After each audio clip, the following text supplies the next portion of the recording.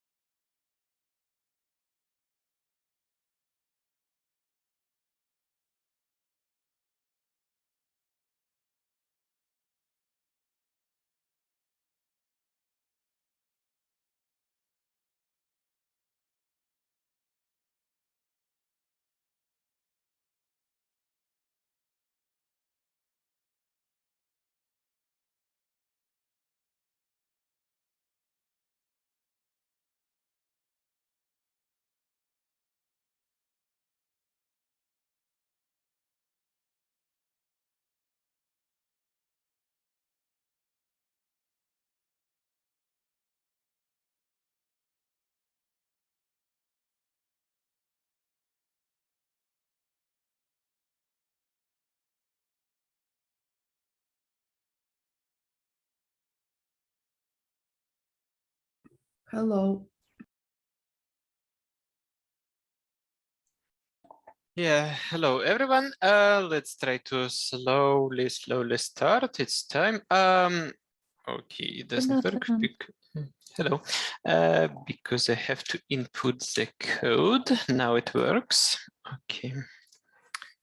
So, so I connect here and here and oops, here. Yeah. Okay, it kind of works. So it's kind of unfortunate that there are not a lot of us today. I guess there are some more and more deadlines incoming, but that's life. Still, we have more and more topics incoming, so we really need to talk about them. So I said last time we have to finish talking about complex numbers. Well, unfortunately, we really have to. So let me give 2 more problems, and then we will go to the next topic.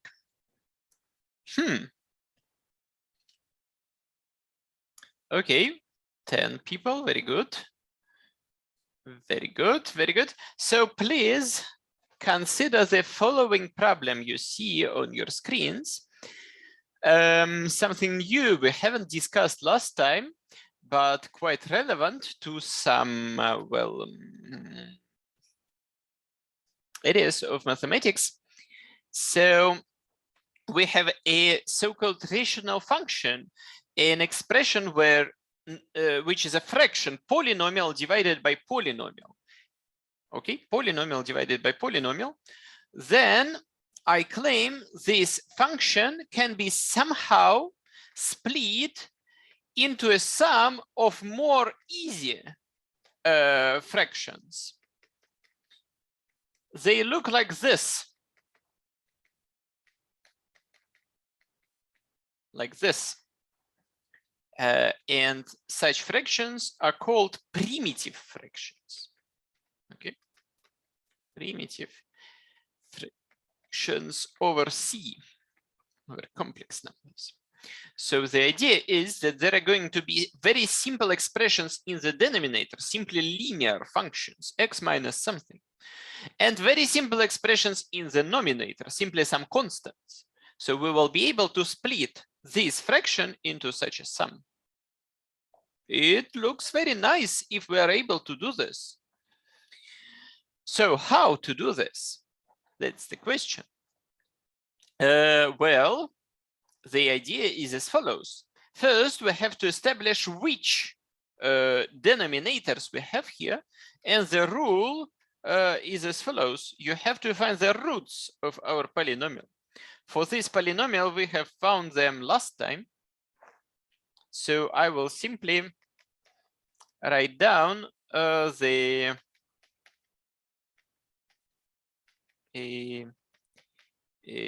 correct expression immediately. Okay, any questions? Fine. So now let me switch this to this mode. Give me a second. Now it works. So then I claim again that there exists some coefficients such that this equals this. The question is how to find those coefficients. So maybe someone is able to tell me.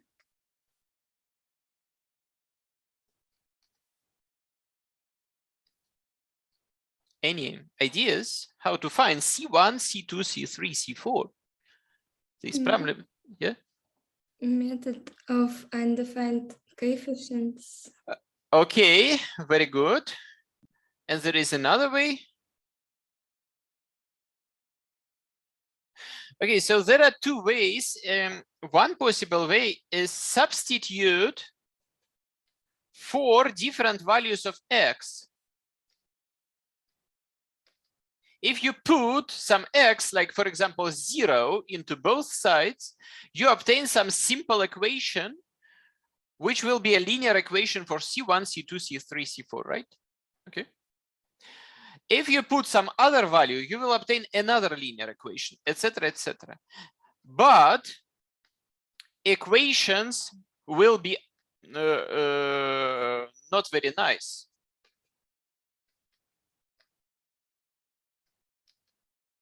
That's life. You will have bad numbers in them. So I do not recommend this method, okay? I mention it because it is very logical. In other problems like interpolation, we sometimes used this idea, but here it doesn't look good. So you are right. The better idea is to put everything to a common denominator. Привести к общему знаменателю. Denominator. Denominator. And so the result will be as follows. 1 equals C1 times this times this times this plus C2 times this times this times this plus C3 times something and plus C4 times something. Okay. Okay, is this part fine? I have simply multiplied by the product of all 4 brackets. So I claim there are 2 ways to go further. One of them is indeed the simple one, the method of undefined coefficients. Undefined coefficients. Expand the brackets. We expand all the brackets, and then you will obtain a polynomial on the one hand side with different powers of x, and a polynomial on the other side. In this particular case, a very easy one. It doesn't contain any x at all. Still, you can compare them. For example, for x cubed, you will get 0x cubed equals C1 times x cubed plus C2 times x cubed plus C3 times x cubed plus C4 times x cubed. So C1 plus C2 plus C3 plus C4 equals 0. Unfortunately, this method is also bad.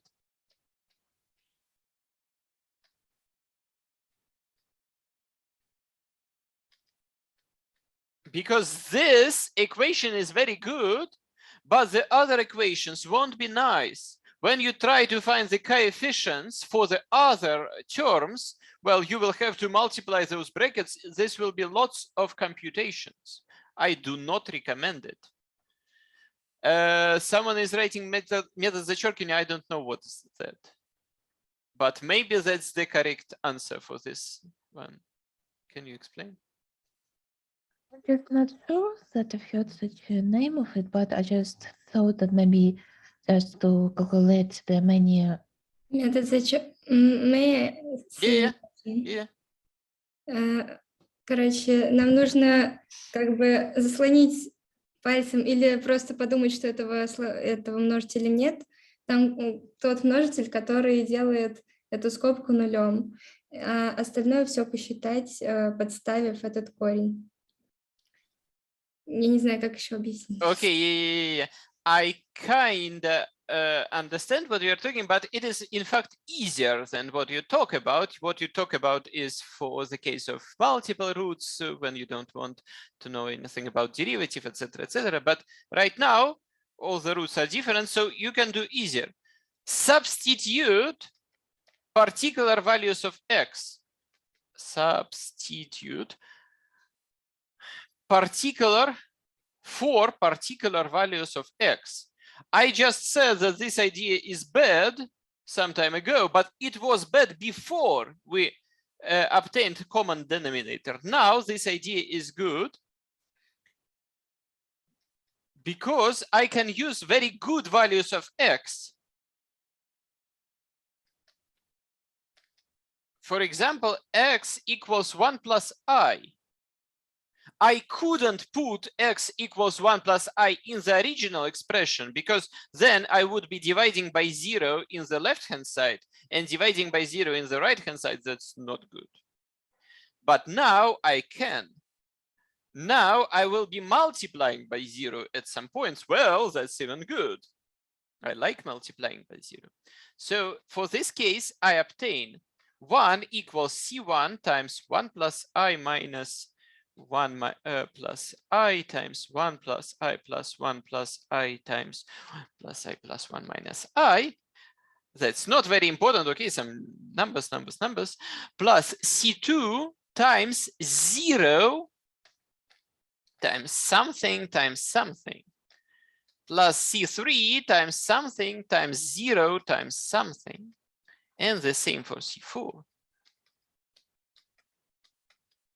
If you look at this bracket x minus 1 minus I, when you put 1 plus I inside, when you put its root inside, well, it vanishes, it becomes 0. So this wonderful method gives me, again, a linear equation for C1, C2, C3, C4, but a wonderful one. It contains only one variable, so I can say that C1 equals, well, simply this number divided by this number.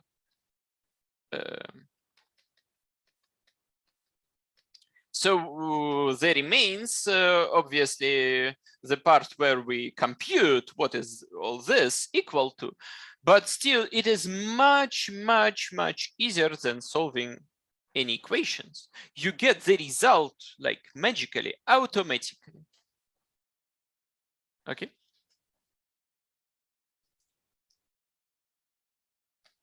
Any questions?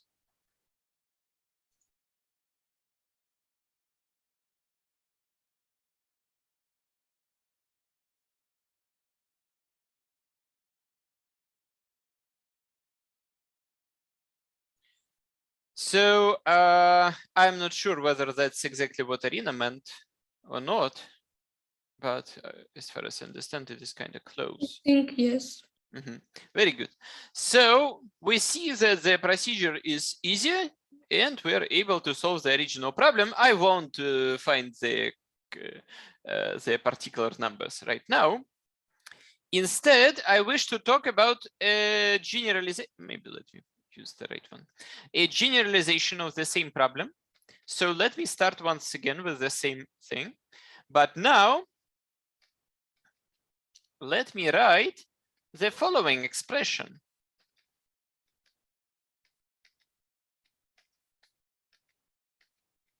We know that this polynomial can be expressed as the product of those over real numbers. So such fractions are called primitive fractions over real numbers. They're unfortunately not as primitive as the previous ones. They're kind of harder in some sense. Well, that's life. Still, they are primitive enough for us to work in some problems. They are kind of used in calculus at some point, etc., etc. So, well, there are two ways how to find them. On one hand, we can find them by brute force, by simply, again, putting everything to a common denominator and then doing something like finding some, well, expanding some brackets and finding some equations. But that takes lots of time. So there is a second way. You first solve the previous problem. Then you take pairs of conjugate roots. Conjugate roots, complex conjugate. And you add the corresponding fractions. I claim that you will automatically obtain such a fraction, and those numbers D3 and D4 will automatically be real. That's the idea. So you put them, you group them into pairs, and you add each pair, and the result is good to go. That's the method. I'm not sure that I really understand. Yeah, we use a conjugate, but I'm just not sure how we came, then how we use the conjugate to gain the result. Well, when you sum those two fractions, in the denominator, those two things will multiply and you will get this. That's how we obtained this expression last time. So you mean that via writing in complex numbers, like two determinators using complex numbers, then by multiplying we obtain the real part in the denominator. Yeah, kind of. Well, when you multiply those two complex expressions, you always get, well, a quadratic polynomial with real coefficients. And in the denominator, you will get, well, C1 multiplied by this plus C2 multiplied by this. So some linear expression. And again, why D3 and D4, in fact, will be real, not complex, I don't prove right now, but it's not very hard. And just not sure how we got these complex numbers in the denominator. Just because we from the again, we've just discussed them. I see. I just was thinking that this is a bit another. No. Again, so I just say that the method is that to solve the problem over real numbers, you first solve it over complex numbers. You find those numbers C, and then you use the result. Interesting idea. Again, complex numbers help us to solve a problem about real numbers. That's very often that it happens. Then okay. Maybe another thing, like how we get this, how we can understand how to write some real numbers to, using complex numbers, or just this in this example. I don't understand the question at all. Okay, how will you write this real part? This real part? numbers. How we write? Yeah, you simply again you this simply complex. add. So again, you take your fraction, you split it like this. We've discussed how to do it. Then you take the pairs like this plus this and this plus this and sum them. And I say that you don't need to somehow find something or do something. You simply sum them, and automatically the sum will contain only real numbers. You don't need to do anything. It will happen itself. Okay, thank you. Okay, I didn't really prove this, but okay, we don't have time to no, prove I just everything. didn't understood how everything was connected. Now I see. Okay, very good. Then, does anyone else have any questions? Or everything is fine now? Then we don't have lots of time, so let me also quickly go through one more problem and finally go to vector spaces. So one more problem deals with so-called Vieta's formulas.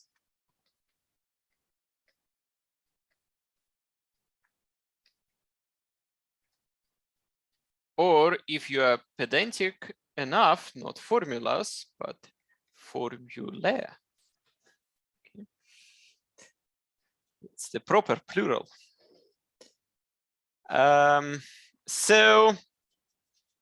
But everyone says formulas.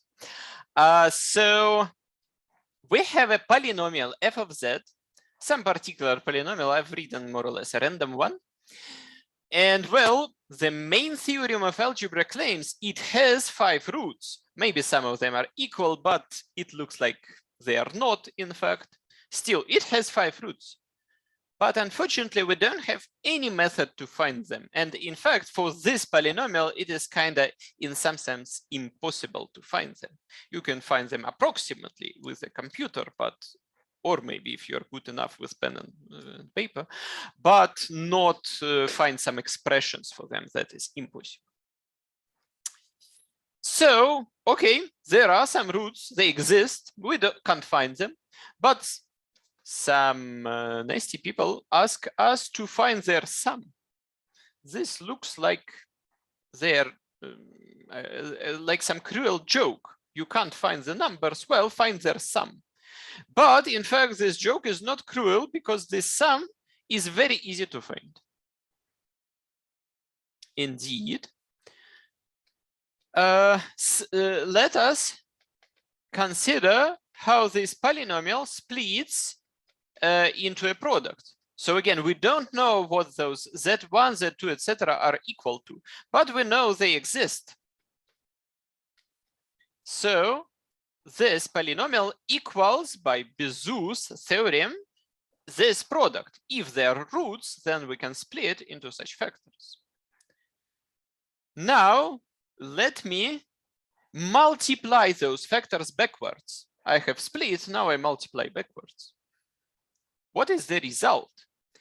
I can take z from each bracket, then I get z to the 5th power. I can take z1 from this bracket and z from each other bracket. Then I get minus z1 times z to the 4th power, right?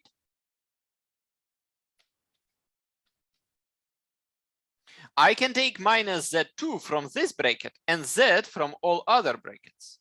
Then I get minus z2 times z4, etc. until z5 times z to the 4th power. Now I can take z1 from the first bracket and z2 from the second bracket and z from all others. Then minuses cancel and I get the following: z1 times z2 times z cubed. Are there any questions at this particular point? Please think for a moment. I just want to be sure that how do This- we understand what just can you explain what is Vieta's formulas? Yeah, Just not sure that I haven't finished yet. Vieta's formulas will be lower. Okay. That's the name of the topic. I see. I see. I just was thinking maybe No, you didn't miss them yet. So continuing this logic, here I get all possible pairs like z1 and z2, z1 and z3, etc. And then I can find some expressions for z squared, etc. So I can rewrite this as follows.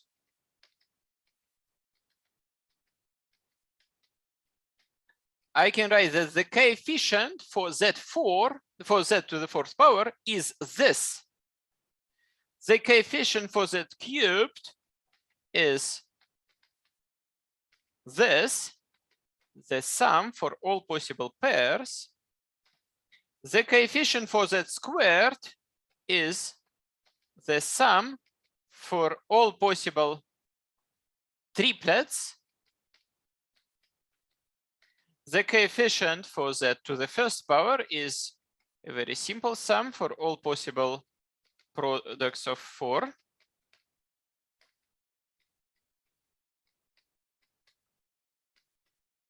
And finally, the last coefficient is minus z1, z2, z3, z4, z5.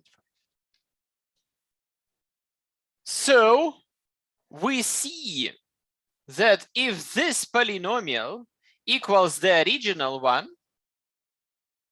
then z1 plus etc. plus z5 equals 1, right? Minus z to the 4th power is minus this sum by z to the 4th power. So this sum is simply 1. z1 times z2 plus etc.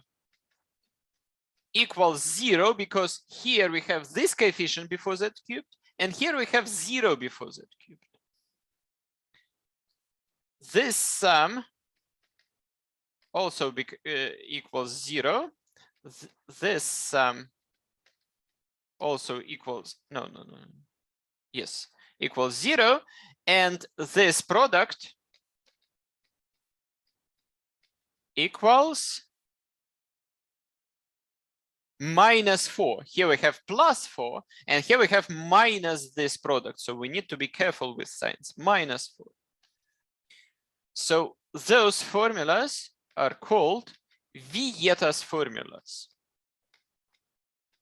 You know them in school for quadratic equations, for equations with degree 2. Here I show that we can obtain the same formulas for an equation of any power.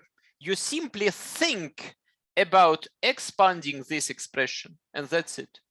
You visualize this expression, this product of brackets, and you expand them mentally like this, and you see the formulas. Any questions?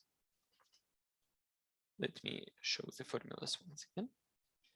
So obviously, in this side, in this particular case, we have those coefficients.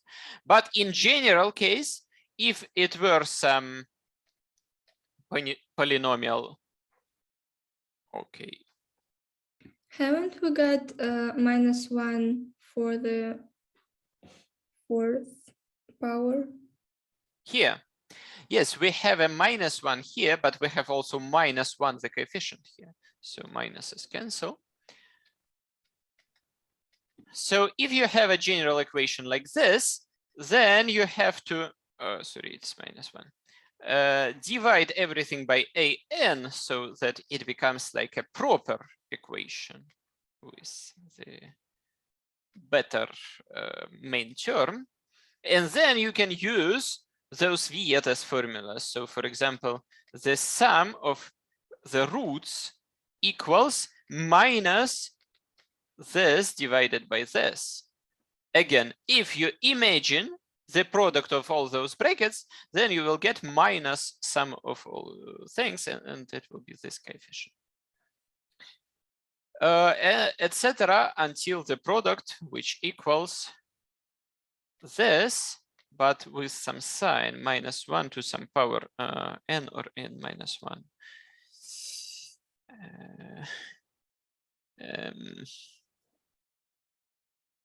I'm not sure. It's n. No. Yes, n. Okay. No. Yes. No. Yes, n. Okay. I'm sorry.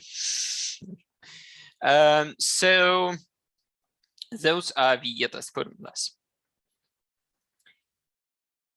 We have one more question in this problem to find z1 squared plus z2 squared plus z3 squared plus z4 squared plus z5 squared. Vieta's formulas, let's look over here, they don't contain this sum of squares.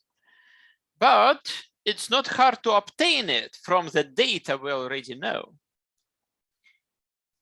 Indeed, this sum of squares is this square minus twice this huge sum.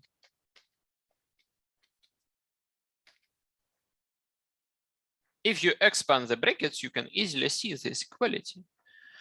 Thus, we know this value, we know this value for our particular polynomial, then we can get this value. That's it. Please think if there are any questions right now.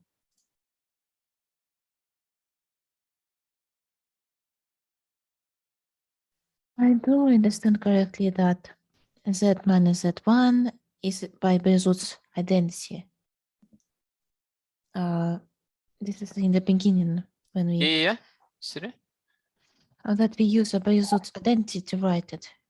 Yeah, so Bezout's theorem tells us that if z1 is a root, we can extract a factor z minus z1.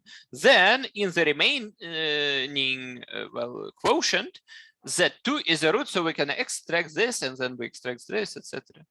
Yes. Okay.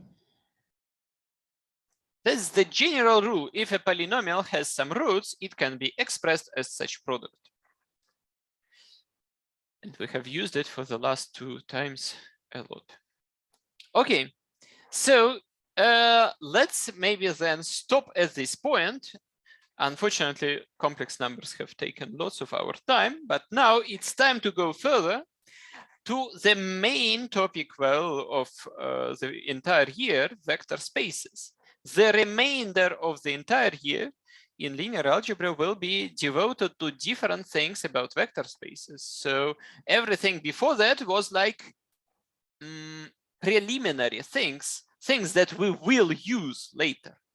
Now we finally start linear algebra. Well, unfortunately, we started from, well, a kind of abstract point, but we will soon come to very particular and concrete problems. But right now, let's start abstractly. So what is a vector space we want to talk about? So suppose there is some field, some set of numbers fixed, and usually in almost all problems, this field will be R, real numbers.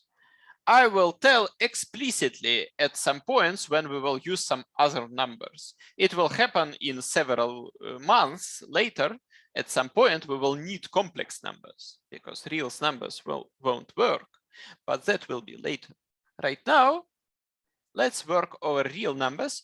So a vector space over real numbers is a set such that there is an operation of addition of two elements of V and a more weird operation of multiplication of an element of V and a number. You take a number, you take an element of V, and you obtain another element of V. Such that, and there is some list of properties that need to be satisfied. Okay, I won't rewrite them, but they're in the lecture notes. Okay, that's the definition. So why are we interested in such thing? Well, as usual, we try to like generalize different things that we know. We have some examples that have such two operations. Those examples are as follows.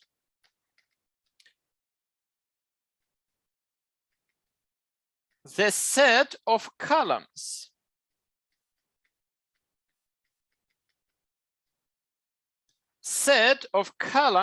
where the numbers inside are real numbers. These columns we can add to each other and multiply by a number. And I didn't write down which properties need to be satisfied, but you can easily see for such columns, and I'm sure the lecturer has mentioned it, that all those properties are satisfied. So, second example, please consider the Euclidean plane. Плоскость. Евклидова плоскость. And on the Euclidean plane, we have geometric vectors. Geometric vectors. You know them from school. Unfortunately, usually in school, vectors are discussed quite badly for some historical reasons. I don't know why, but it is like more or less everywhere. Still, I hope that some knowledge you possess, that you know something about vectors in geometry. We won't need much, don't worry. So, geometric vectors, you know that you can add vectors and you obtain another one, and you can multiply it by a number and you obtain another one. And again, there are some properties that you can check that indeed are true for geometric vectors. We will skip this. I will believe that someone has checked them. Well, which example I wanted? Okay, for example, now consider matrices of size m times n. Suppose m and n are fixed. For example, you take the set of all 3x4 matrices. Then you can add them together. If they're the same size, there is no obstacle. And you can multiply them by a number. Again, there is no problem. And you get the matrices of the same size as a result. So those two operations are well defined. You can define those operations on this set. And again, there are some properties that need to be checked, but they automatically follow from the properties of matrices, which we proved in September, long ago. So another example, polynomials. Polynomials, you can add them and you can multiply a polynomial by a number. When you add two polynomials, you get a polynomial. When you multiply a polynomial by a number, you get a polynomial. So again, there are some properties to be checked. I skip this part, etc., etc.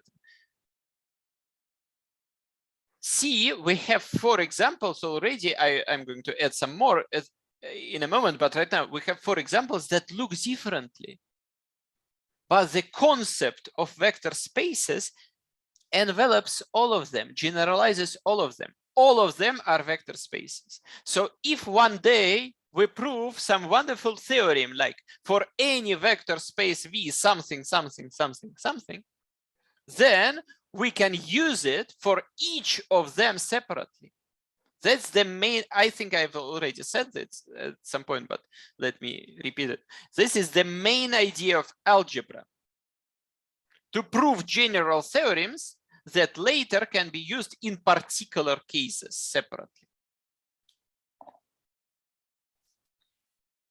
Whew. This being said, let me continue with some more examples and then go to a problem finally. Also about polynomials, you might have heard that you can also multiply polynomials by each other. Okay. Let us forget about this. Yes, you can multiply polynomials, but we won't. Well, obviously not always, but today we won't. When we think about them as vectors, we think only about their addition and multiplication by a number. We are not interested in multiplying them between each other. Okay. Well, that's our freedom. No one can prohibit us to not think about something. Okay. That's our right.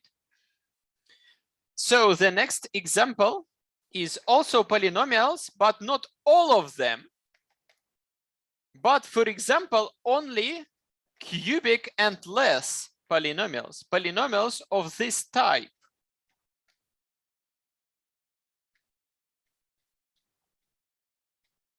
Okay. When you add two polynomials with degree 3 or less, you get another polynomial with degree 3 or less. A term like x to the 5th power can't magically appear if it wasn't present already. And likewise, when you multiply by a number, also the degree doesn't change. So this said, it has operations of addition and multiplication by a number. And again, one may check that all the properties are satisfied. Please note that the lecturer denotes this set differently with this notation. I usually try to use the same notation at this lecture, but this particular notation I can't use. I'm sorry, it is disgusting. So I will continue to ignore this helpful suggestion and write it like this. But in the test, you might see something like this. As far as I remember, it is usually explained in the problem what this symbol means. So it is not going to be a problem.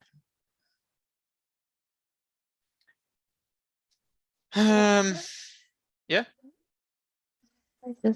I'm not sure, how come this is, yes, it is for the case when this is less or equal to 3, but what about if it's less 3?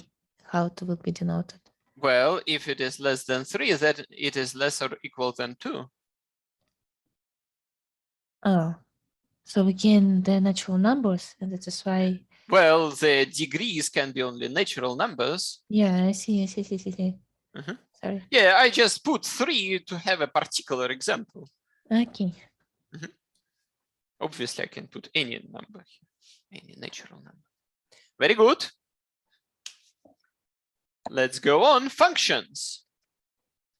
If you have functions from R to R, for example, then you can add functions and you can multiply a function by a number. So this is also some vector space. It is an extremely complicated vector space, an extremely bad vector space, but still it exists. We are not going to talk about it. In fact, it is too complicated for us, but still it exists. And some of the theorems we are going to prove also can be used for functions, for arbitrary functions. And another example is continuous functions. This one is better. Still, it should be studied at calculus, not here, but still it can be, some of its properties of this set can be discussed in algebra too, because it also forms a vector space. Sum of continuous functions is continuous, and when you multiply by a number, you get a continuous function.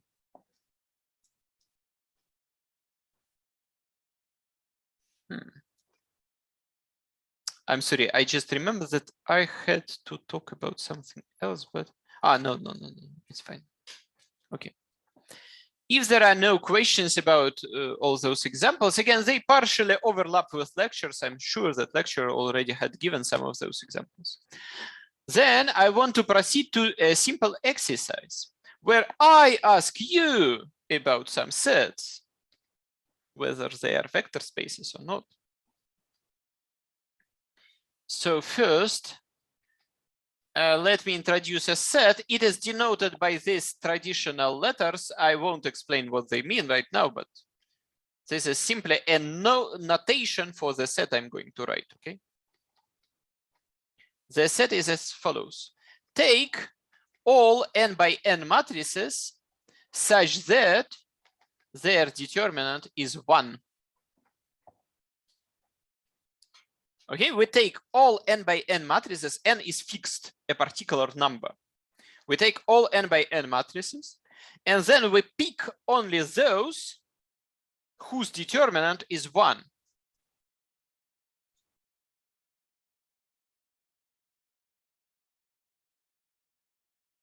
Is this set a vector space with operations of adding matrices and multiplying a matrix by a number?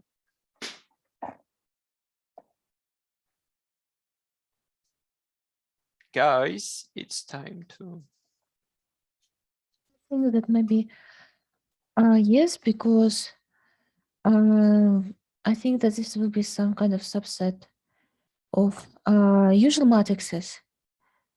Okay, good idea. So what? But these matrices are also vector spaces satisfy. Okay, so a very good idea that in fact will be useful 5 minutes later is that if the set of all matrices satisfies the axioms which I didn't write, then any subset also satisfies them.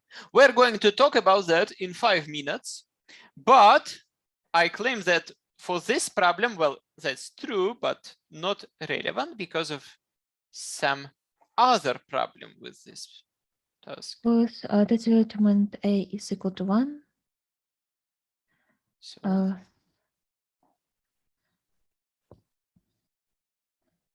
but I'm just not sure about, maybe I'll tell something about determinant equal, which equals to 0, but 1. Okay, let's just check it by the axioms. check what? Those axioms. Well, no. Again, all of them are true, but still, it is not a vector space. Because before the axioms, something else should be checked. That operations exist. I claim there is no such thing as adding two such matrices. Why? I claim you, in some sense, you can't add them. The determinant will change. It won't because be the equal to 1. determinant might change. Maybe Yes. for some matrices, you have a matrix with determinant 1, you add it to another with determinant 1, and you get another with determinant 1. This is possible, I think. I don't have an example right now, but I'm kind of more or less sure that this is theoretically possible. But For example, yeah, I have an example, this matrix and this matrix. When you add them, you will get another matrix with determinant 1. But usually this doesn't happen. It is possible that the following happens. You add two matrices with determinant 1, and you get a matrix with some other determinant, something else. So operation plus is not well defined on this set. It leads outside. That's a problem. We don't allow such operations. Operation should take two elements of the set we're looking at and give another member of this set, not something outside. So this plus is not an operation here. Yeah, so it won't be a vector space. So it won't be a vector space. I see. Yeah, I just want to emphasize the words we use for this. We say well-defined. In Russian, we say, well, in Russian, it's harder to say. Не задано корректно или некорректно задано. В зависимости от того, как вы хотите сказать. Ну, defined, хорошо определенно. Нет, хорошо определено. Это, ну, так на русский не переводит. Не надо переводить каждое слово по отдельности. I know, but just maybe I have misunderstood something, but it was some kind of like a lecture, like maybe. Well, I'm not sure. Okay. Okay. Yeah, in Russian we say about корректность задания операции, but in negative it is kind of harder to say. Некорректно заданный is slightly not very good, but I don't have any better way to express this. And there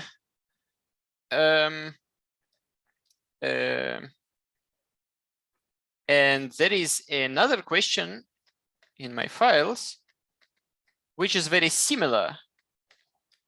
The set of matrices with determinant 0. Maybe this problem doesn't, well, this problem was for determinant 1, but 1 is like some bad number, 1 plus 1 is not 1, etc. But maybe for 0, everything will work fine. And we don't have much time, so let me immediately say that no, it won't. Because, for example, for this matrix, the determinant is 0. And for this matrix, the determinant is 0. But for their sum, the determinant is non-zero. So plus is also not well defined on W.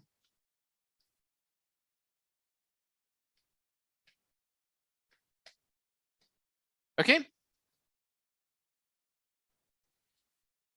So now I have a third example. F of x. So we take the set of all polynomials such that f of minus 5 is 0. Okay. I take all polynomials such that minus 5 is their root. And all the other polynomials I don't take. Okay. Is this a vector space or not? 30 minutes left. Okay. Well, in fact, I'm sorry, but 30 minutes left. Yeah, Arina? Yes, it is. Why? Why?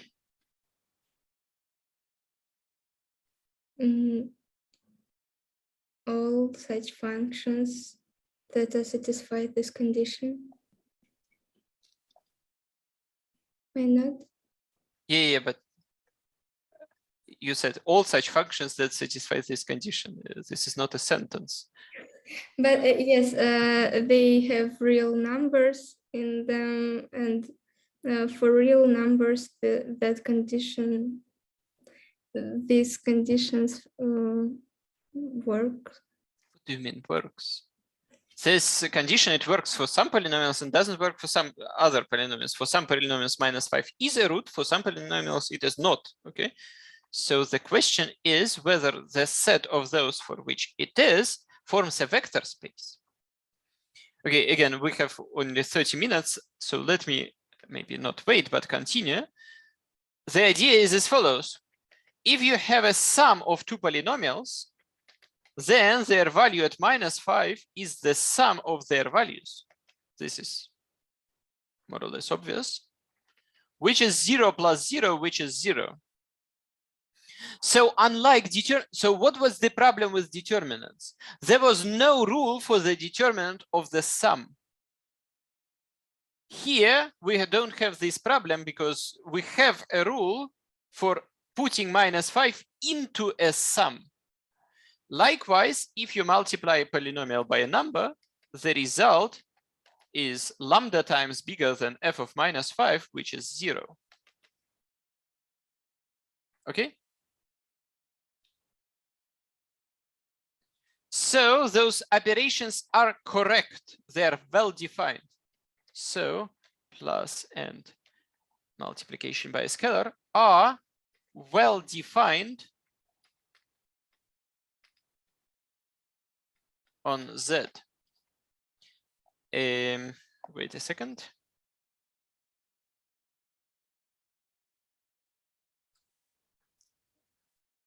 Let me look. I'm sorry, but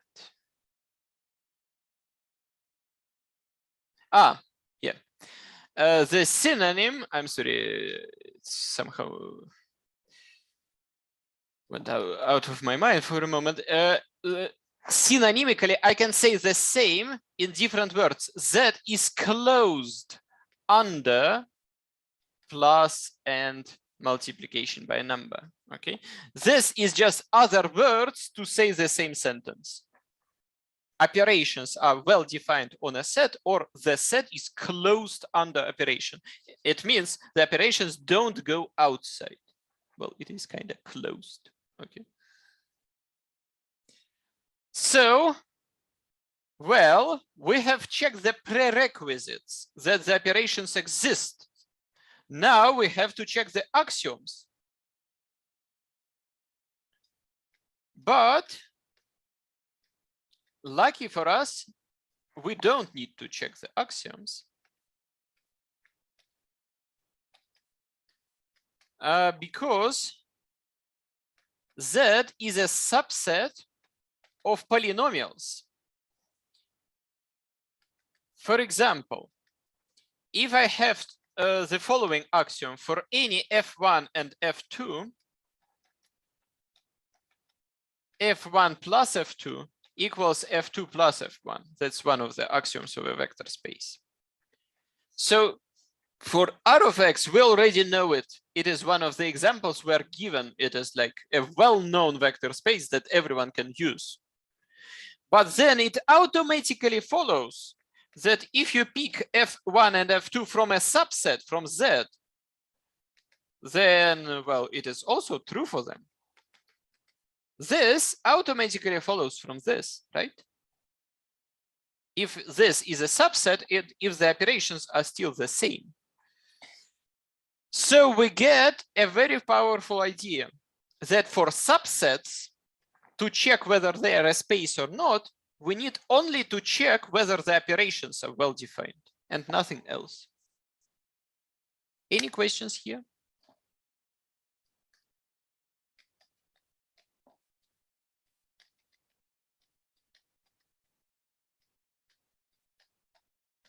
In such situation, we say that Z is a subspace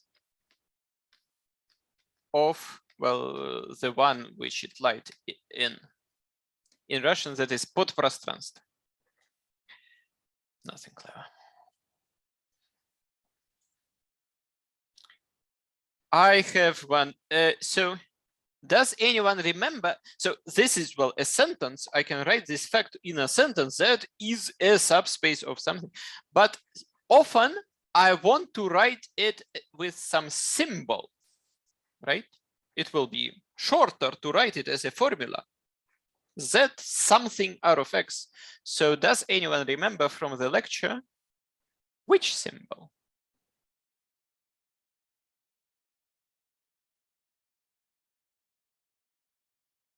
No. Okay. Really? Maybe it is a symbol like a lack of a subset when we say. Yes, you are right. Thank you. Indeed, unfortunately, we use the same symbol, but it has different meaning now. So in set theory and in most of mathematics with it, this symbol means A is a subset of B, but in linear algebra, the symbol usually means A is a subspace of B. I don't know why ancient mathematicians haven't invented another symbol. It would make sense to have different symbols, you know, but that's life. They didn't. I think that's because some kind of subset and subspace are similar, maybe Well, the idea, but yeah, still, but the it would problem, be better to have something yes, else, but we don't. because subspace and subset are different things. Yeah, subspace is a subset, but not any subset. So it would make Yes. sense to have some clarification here, but we don't have it. Maybe a So- dot, some kind of Yeah, even maybe. side. Still, we don't have it. That's life. So I just wanted to warn you that in all the further our discussions, well, you see this symbol, it means subspace for the entire year. Okay, any more questions about the definition of a subspace, etc.? 23 minutes. Okay, very good. Now let me give some quick examples without details. Please consider the following set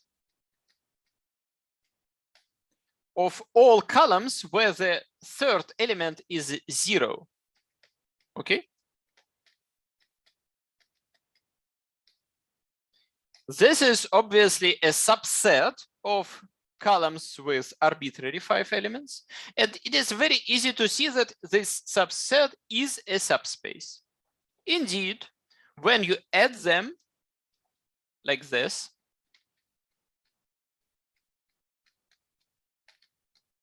then the third element still is equal to 0 after addition.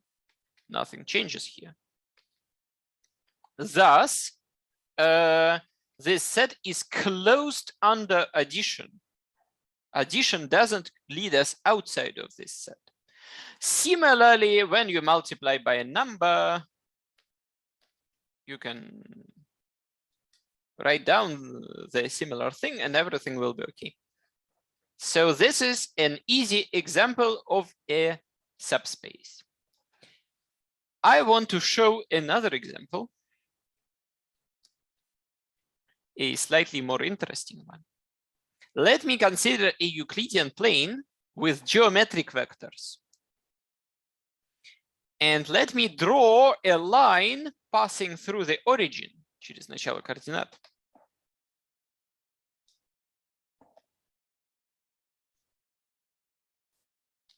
Then let me consider several, well, all the vectors in this line.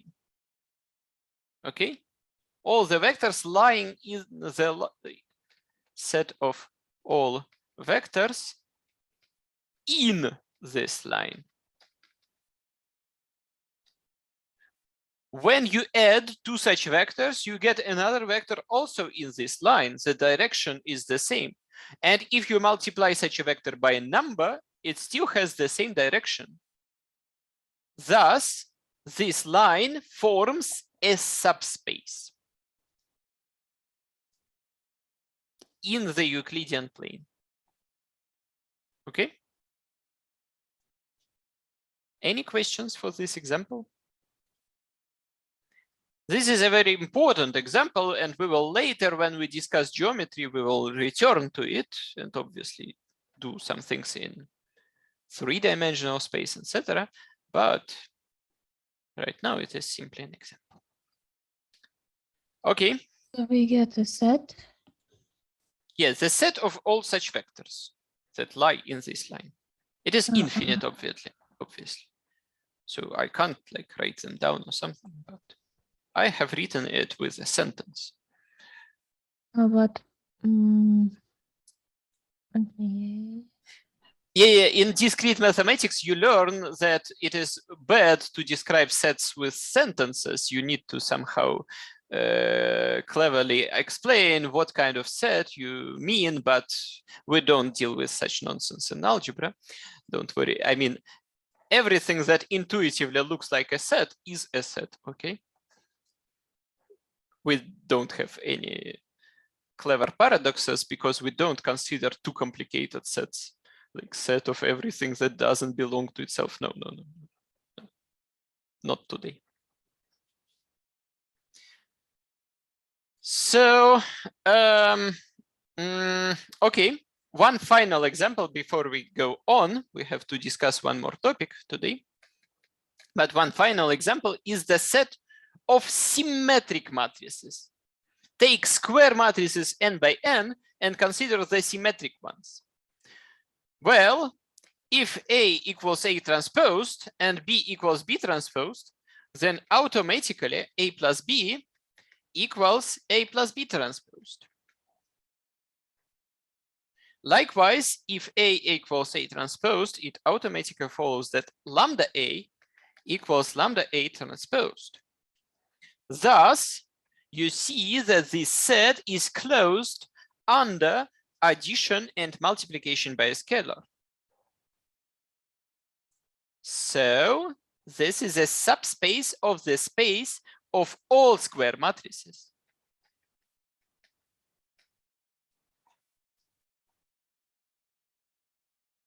Questions?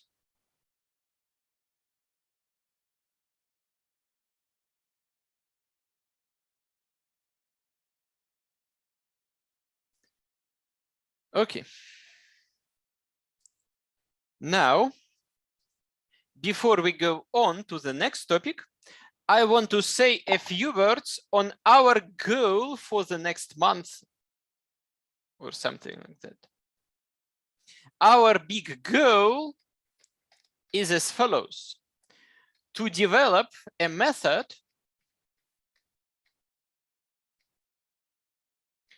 to transform any problem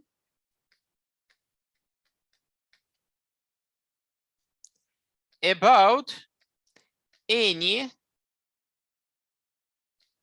well, almost any, but let's ignore this part for a moment, any vector space V to a problem about Rn. Our goal is to somehow, when we have some complicated problem about polynomials or matrices or geometry, some geometric objects, to somehow express this problem in terms of columns of coordinates, in terms of vectors which are like n times 1 matrices. This will be very nice. It will mean that we have like a method how to like make all problems of different kind look the same. And then we can develop methods how to solve those problems. Okay. It sounds slightly boring. Well, maybe it is, but still it sounds, I hope, kind of encouraging. It is, again, a very big goal, and we will see that it is a very easy achievable. We will do it in like 1, 2, 3 seminars. Okay. Any questions for this philosophical interlude? No? Everything fine yet? Problem, but Just we want to turn about to the vector space, and I just not sure like to a problem about what this means. Problem part. means задача. No, I know about I mean, what do you want to turn y to this r in the power n? yeah, because r to the power n is an easy vector space. You have any vector space. You don't like it. You have, for example, some problem about polynomials and you don't understand polynomials. You somehow apply some method we will develop in a moment, and bam, you have another problem, which is, well, the same difficulty, the same kind of problem, but in terms of columns. And then you apply some standard methods. We will have then some standard methods of solving problems in this space. I see. Okay. So this is kind of a goal of standardization of everything. I see. I just wasn't sure, but I see. This is like we want to turn some kind of matrix, and then use some knowledge about real numbers and matrices. Yeah, kind of like that. Yes. Okay. Very good. I see. Thank you. Very good. Very good. Then finally, let me go to the last topic for today. Linear combinations. We will start talking about them and we will continue the next time by talking about bases. So, well, the definition is extremely simple. If you have some vectors v1, etc., vs in some vector space v, by the way, this bar above an element is just a way to write down the fact that we are talking about vector. It is not important. You cannot write it if you don't wish, but it helps to not mix which of the objects are numbers and which are vectors. Okay. Again, it is not necessary, but it helps. So suppose I have several vectors and I have several numbers in my favorite field of real numbers. Then I can consider the following construction. Multiply the first number by the first vector, the second number by the second vector, etc. and add the results. This is called a linear combination. Formally, I can say this is a linear combination of vectors v1, etc., vs with coefficients, well, alpha 1, alpha s. Okay, so linear combination is nothing new. We have used them for the entire year. We just didn't have this name for them, but really nothing interesting, okay? Add several things to each other with some coefficients. That's it. No questions? No questions. But now I have a slightly more interesting definition.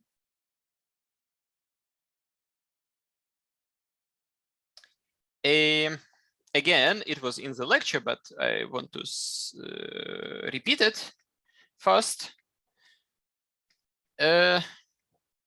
So I have several vectors, v1, etc., vs. So a set of several vectors. We say that this set is linearly dependent. Please note that linearly dependent is one term. It consists of two words, but they can't be split, okay? They mean one thing together, okay? Well, that's life. Often things happen like this. So this set is linearly dependent if there exists a set of numbers alpha 1, alpha s such that the corresponding linear combination is equals 0. You can somehow add those numbers together and cancel everything. Oh, I'm sorry, add those vectors with some coefficients together, and everything cancels. This is the main condition. And there is also a second one, a technical one. If you leave the definition like this, then it becomes stupid because such a combination always exists. Indeed, if you put alphas equal to 0, then when you multiply by 0, you get 0. And when you add everything together, you get 0. This would be a stupid definition. So we say that vectors are linearly dependent if not all alpha I are 0. Such a combination is called a non-trivial linear combination. Okay. That's it.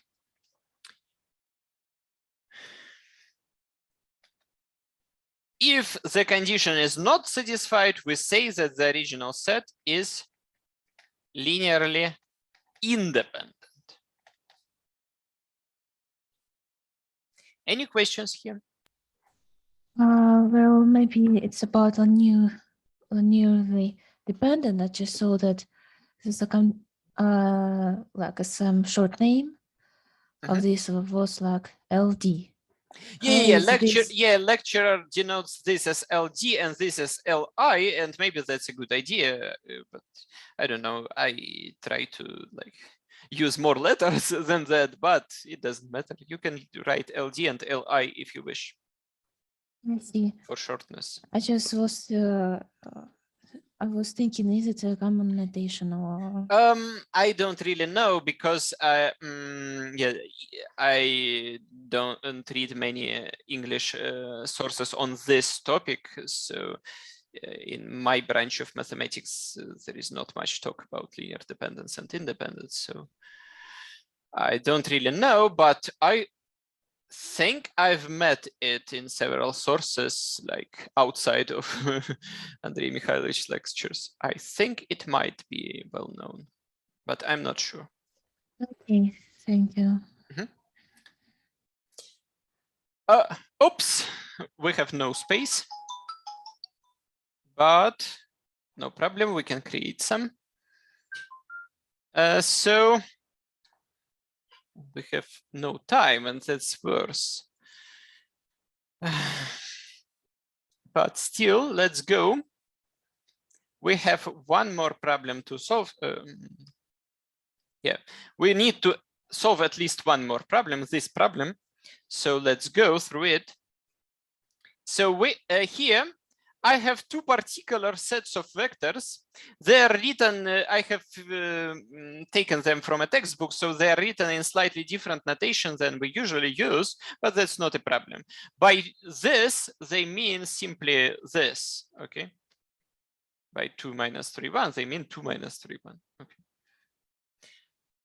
So we have this set. The question is whether it is linearly dependent or independent.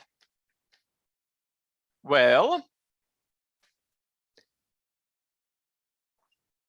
we need to check whether there exists such a set of alpha 1, alpha 2, and alpha 3, such that this multiplied by this, plus this multiplied by this, plus this multiplied by this, equals the 0 vector in the space, which is the vector 0, 0, 0.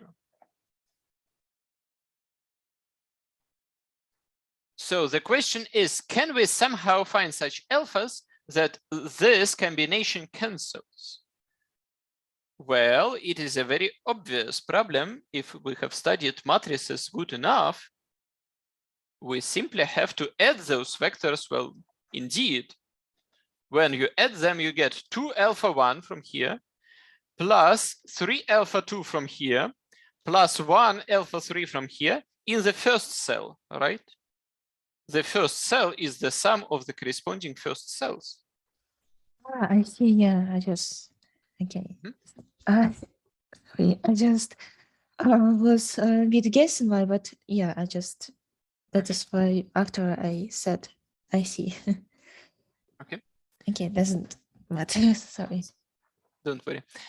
So for the second cell, I take this number multiplied by this, I take this number multiplied by this, and the same for the third one, and we add them together to get the second cell of the result. Again, this is simply the operations on matrices, okay? Everyone knows them, I hope.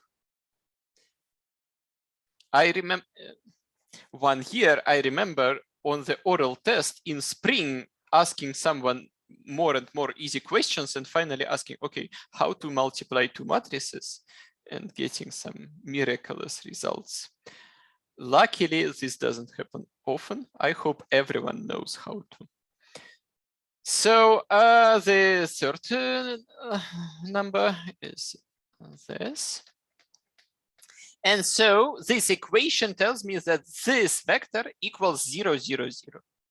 But this means that its first cell equals 0, its second cell equals 0, and its third cell equals 0.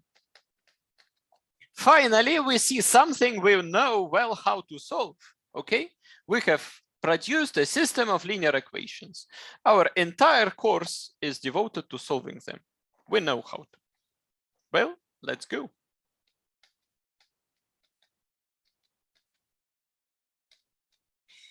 We have like 3 minutes and I have one more part of this problem to solve. So let me skip computations, all of them, and write the reduced row echelon form. I claim the reduced row echelon form is this, the identity matrix. What I want to is now to understand the results. So this reduced row echelon form tells me that the system is equivalent to the following system, which means that there exists a solution, but it is the stupid solution, the trivial solution.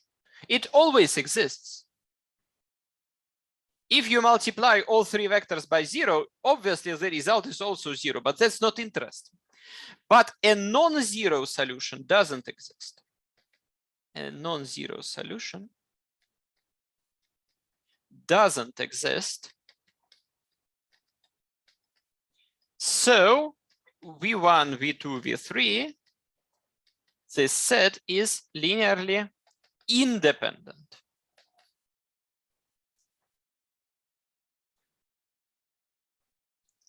Okay, any questions right now?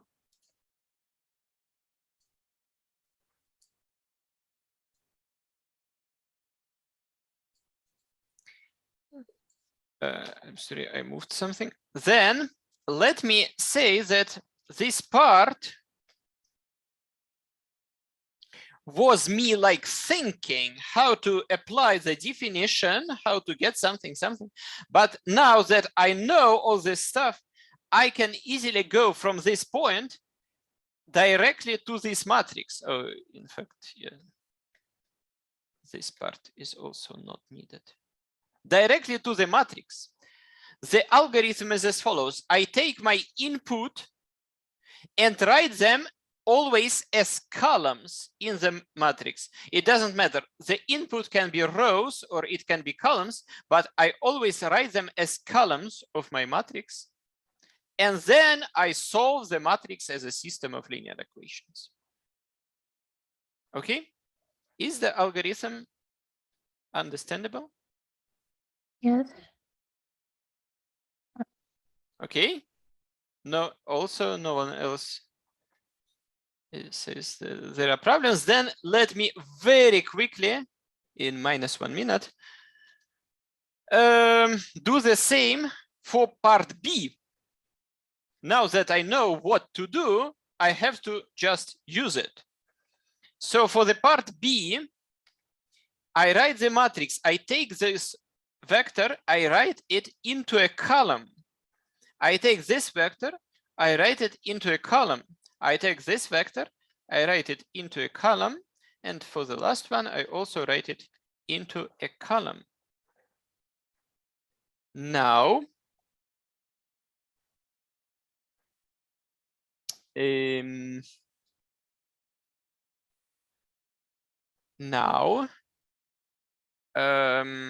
have to simplify this. I'm sorry. And let me simply copy from the other board the results because I don't have time to compute.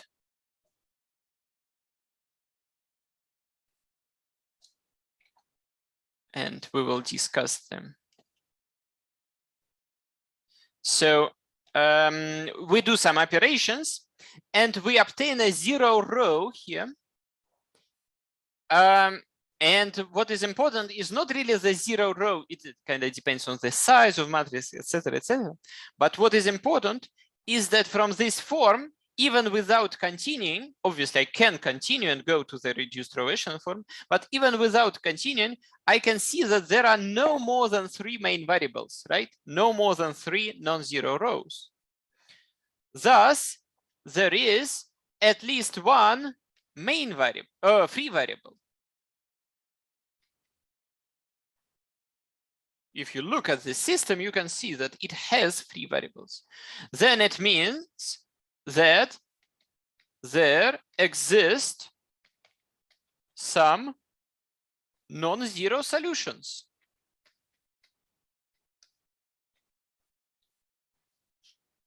I don't need to find them to understand at this point that they exist.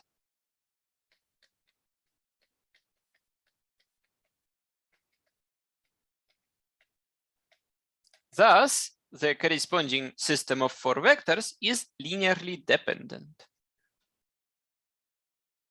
Do you understand the idea? I'm sorry for skipping too many details, but we don't have time. If it doesn't have non-zero solution, then it's linear independent. Yes. While if it has some non-zero solutions, then it's linear dependent. Yes, because such a solution would produce a linear combination like this. Such a solution, alpha something would be the coefficients of the corresponding non-trivial linear combination that gives 0. Someone else wanted to know the same question, right? Okay, any other questions? So even if we get not some kind of special variables like lambda, non-zero solutions, even usual numbers will, then it will be also like. Yeah, well, I'm not sure if I understood your question, but right, there are some problems in our course with parameters where instead of some numbers, there will be like lambda or something. And then the answer may depend on the parameters. The answer may be for these values of lambda, it is linearly dependent. And for these values, it is linearly independent. I see. Okay. I think That's I life. got it. I just wanted to understand that even if we get even numbers, so like usual numbers, it will be non-zero solutions. So that's why it will be linear dependent. Yes. Yes. I see. I just was a bit mixed up, but I think I understood. Okay. Any more questions, anyone? Okay. Arina is shaking her head. No more. Okay, so it was nice to see you, everyone. Then let's meet in a week. And before the final thing, please let me know that there might be a surprise quiz on complex numbers next time. Be surprised. Good luck.